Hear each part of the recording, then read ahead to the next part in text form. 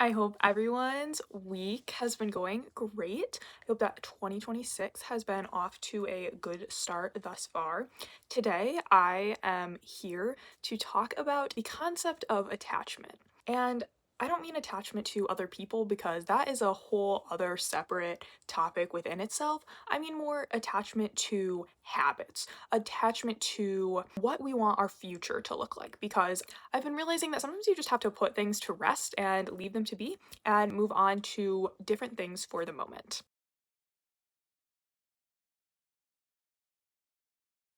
I've learned from experience that you need to stop doing things out of obligation. Whether that obligation be towards other people or towards what you think you need to be doing in life, if what you're doing is starting to feel like an obligation to checking something off a checklist or fulfilling something that someone else set out for you, that is not the right way to go. If you do not have that inherent passion for it, or you're not actually feeling guided by something internally and you're just feeling unmotivated, frankly, to do it, then that is not what you should be doing in that moment. I, like many people out there, like I would say a great number of people out there, have fallen for the all or nothing construct over the years. Basically, what has happened to me is that I have spent years doing a certain activity, right, that I liked in childhood or in my early teenage years.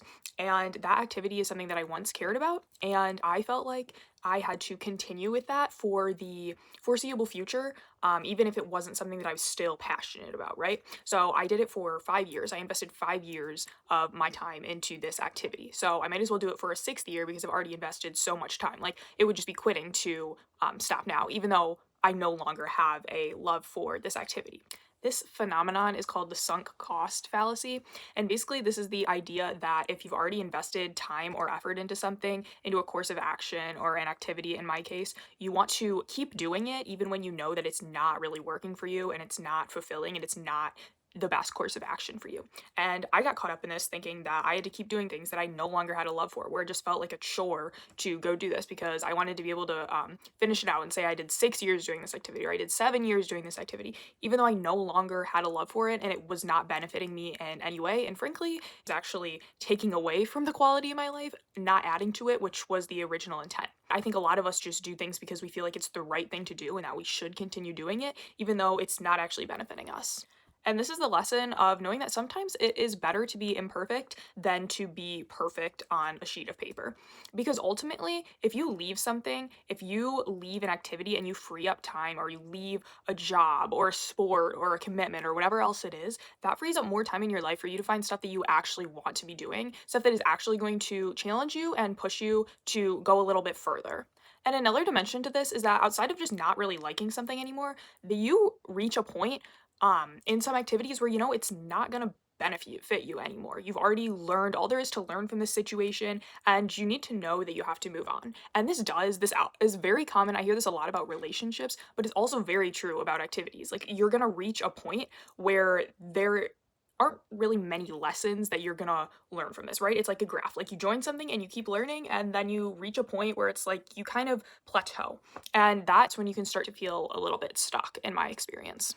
I don't believe that you should define yourself by a singular hobby or interest or character trait or skill because you're going to inevitably change. And when you do, your identity, as you're defining it, is still tied to this one thing, right? Even though you're changing. So basically, you're going to feel stuck in this past self that you need to actually change because you're growing naturally. And this is going to lead to a lot of confusion. A better route of action here is to define yourself by multiple different things. Like you're a multifaceted person. The internet has a tendency to make us feel like we need to box ourselves into a certain type of person. I definitely fell for this a lot in past years. Like you have to be one aesthetic, right? You have to have like a certain like archetype, almost like you're a character in a book. When in reality that's not, you can't do that. You're not going to fit perfectly into that box. At least I hope you cannot fit perfectly into that box because naturally we are not going to have all the characteristics or have all the looks or interests that is aligned with another character that someone else is making for us. That's just not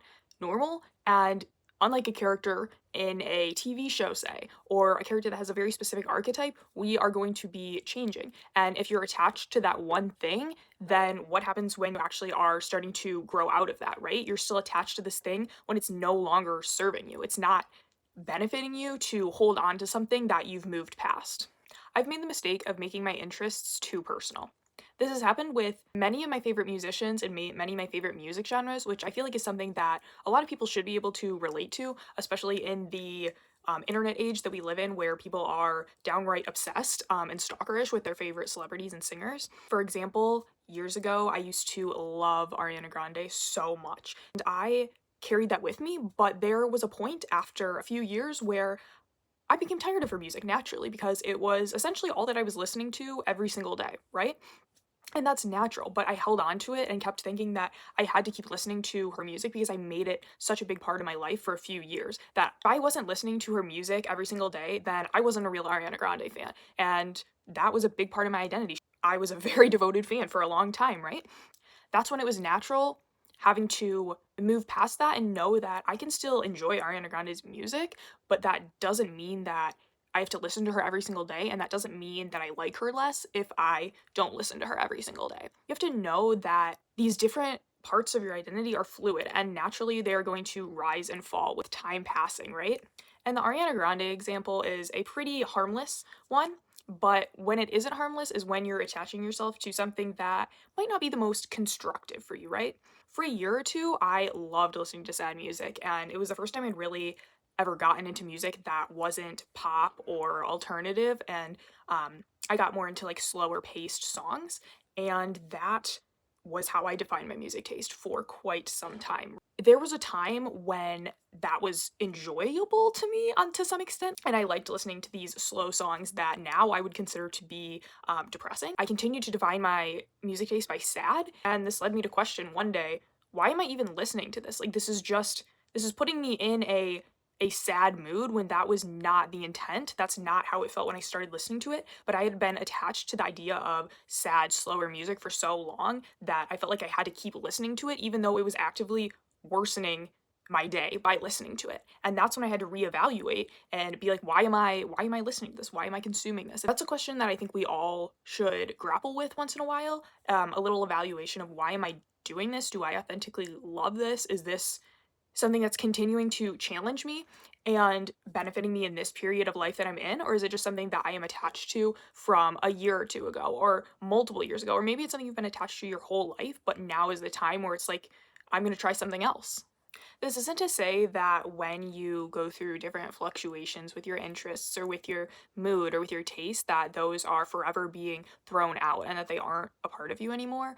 But it's natural that these things are going to be of different importances to you at different points in your life. And in addition to letting go of things that might not be for you at this particular moment, the same goes for having an open mind to the activities or interests that you might have never seen yourself being interested in or having a taste for a few years ago. The internet encourages us to be this one person who has a very narrow lane of things that they like, and it promotes to us that we need to fulfill that specific pathway that other people have set for us. Like, there are these different character paths that we can follow, but each one is constrained to this very narrow vision of what your future could look like. Like, you could be a lawyer and you could have all these aesthetics and you can drive this car and you can eat these foods and you can do this workout, when in reality, real people have a blend of all these different elements that fit all these different aesthetics or all these different lifestyles. All this to say, try the activities that you may have judged in the past, that you may have wondered why people would ever want to do that, because doing that has allowed me to find some of the activities that I now love to do that I never would have expected. Just don't box yourself into this single identity as this person who doesn't like this or this person who does like this, and let that define you and let that characterize how you live your life. Don't make it so you have a closed mind and aren't willing to even understand the other options that might be out there. Please do not become so attached to something to the point that it is no longer helping you, and you feel that it's no longer for you, but you keep doing it anyway out of obligation, because I've wasted so much time doing that, when in reality the best course of action is to just abandon that thing. Don't fall for the fallacy of perfection. Thank you guys for watching. I hope you enjoyed my thoughts and opinions and experiences. Bye!